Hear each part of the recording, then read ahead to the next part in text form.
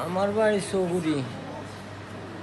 আমি গত পরশু দিন রাতকে সেরি খাই, যখন ঘুমাইছি 4:30 বাজে, তখন আমার স্ত্রী দরজা খুলে দিয়ে ছেলেরে ঢুকেছে ঘরে।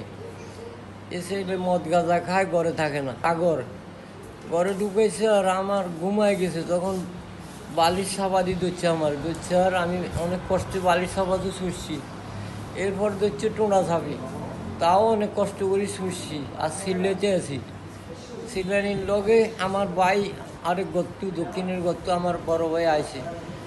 দরজা লাইতে আছে, আমার বউ খোলে না। আমার বউ দা ঢোকাইতে আছে, ছেলে কইতেছে দা দো, আমার বউ দা ঢোকাইতে আছে, দা খাইতে আছে না। তখন অনেক লোকজন হয়ে গেছে বই।